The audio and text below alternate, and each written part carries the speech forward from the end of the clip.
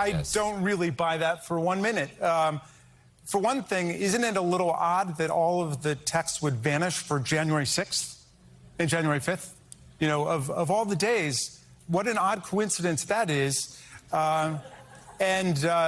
You know, there was a pre-planned migration of the phones that just happened to be on the same day as the first violent insurrection in American history.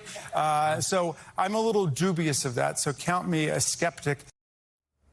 Congressman Jamie Raskin, a member of the House committee investigating the Capitol attack, saying he does not believe the Secret Service's story about the deleted text messages the panel has subpoenaed.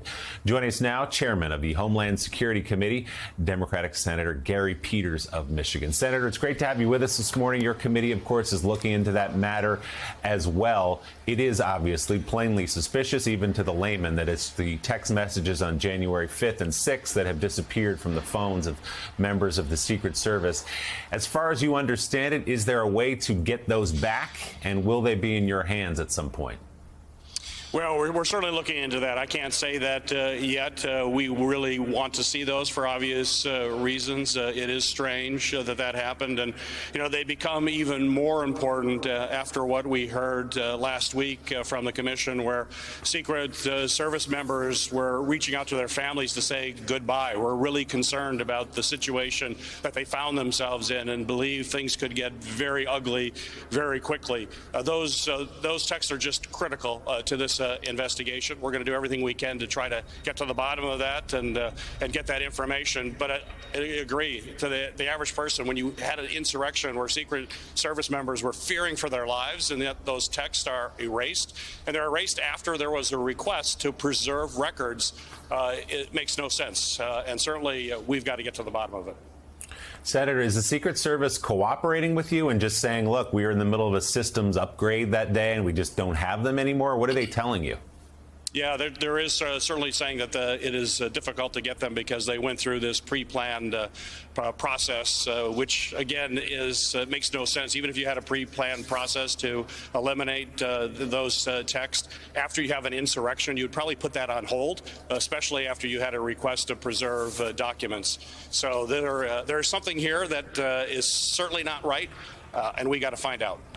Senator, it's Kathy Kay here. Can I ask you about the CHIPS Act bill, the $52 billion that's being advanced as a fund to help develop the U.S. semiconductor industry? You've seen, of course, in Michigan, the cost of not having a robust semiconductor industry in the U.S. $52 billion is good. It sounds good. But China has spent $150 billion on its semiconductor industry and basically dominates the field in new production since 2020. Is the U.S., even with this bill, doing enough to put itself in a position that we are not going to face the kind of shortages that we have faced of chips over the last year or two, which have really crippled the American economy? Yeah, well, certainly this is an important investment that we're making. We have to remember that this $52 billion is really an investment that's going to be leveraged by billions and billions of dollars in private industry money. We know there are a number of projects that are ready to go forward if this assistance was available. We know many of these chip companies were waiting. They were potentially going to Europe, for example, if this investment wasn't being made. But this is a substantial investment, not only in the future chips, the high-tech chips that will power future applications, but also so-called legacy chips, the mature chips that are in our automobiles. As you mentioned, we have parking lots full of automobiles now in Michigan that are ready to go to the showroom floor, but they lack chips. They need to have those chips. It's had a significant impact on employment and revenues for our domestic automakers. We simply cannot be dependent on foreign sources for something as critical to our economic security as these computer chips. Senator Peters, it's Jonathan Lemire. Certainly the rush to push the CHIPS Act through, which is one of a number of things on the calendar here for the Senate as the legislative window comes to a close before the August recess. Majority Leader Schumer really pushing you guys to get some stuff done. Give us a quick update. I know you've sponsored the Illegal Weapons Trafficking Act that you would eliminate dangerous gun conversions, even as the House tries to do a broader assault weapons ban.